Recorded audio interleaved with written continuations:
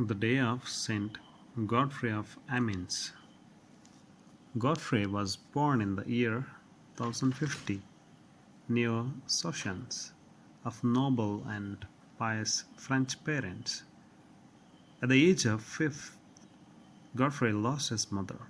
Hence his father Fulco handed over Godfrey to the monastery of Mount St. Quintin's under the care of the holy abbot.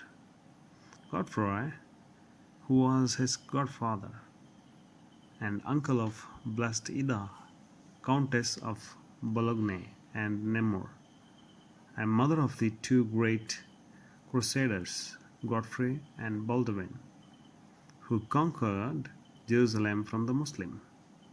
Godfrey's father Fulco himself joined another religious order as a monk, and Godfrey, having made good proficiency in the sacred studies, was ordained priest at the age of 25 by the bishop of Noyon, though only obedience could overcome his fears of approaching the holy altar.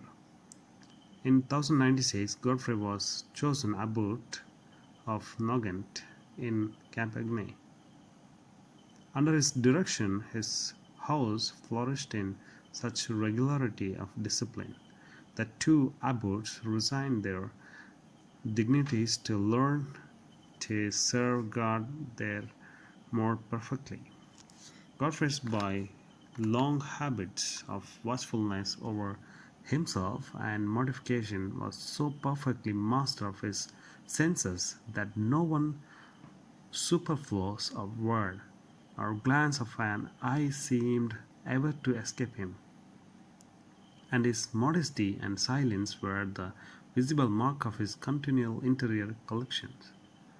In 1103, much against his will, Godfrey was consecrated bishop of Amiens and entered that city barefoot, and arriving at the church of Saint Firminus, he first opened his mouth to his flock by a most pathetic sermon.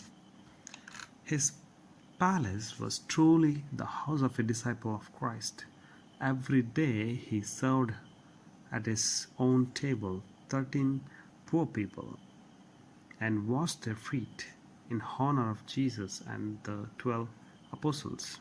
To attend the most loathsome lepers seemed his greatest pleasure.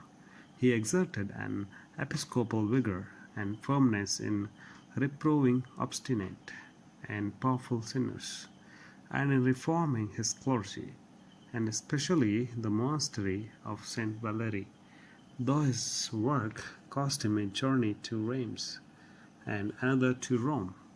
He was also a fierce lifelong opponent of drunkenness and simony, which led to an attempt on his life.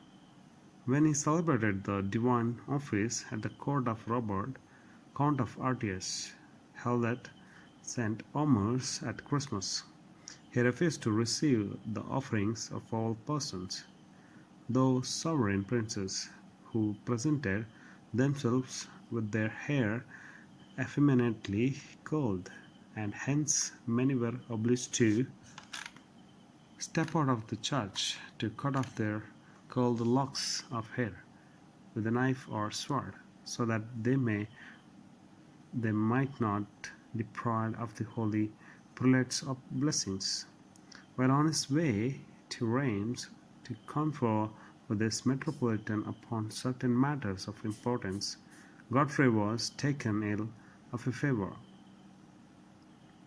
He received the last sacraments and joyfully departed to our Lord on 8th of November 1115 AD in the Abbey of Saint Crispin at Soissons, and was buried there.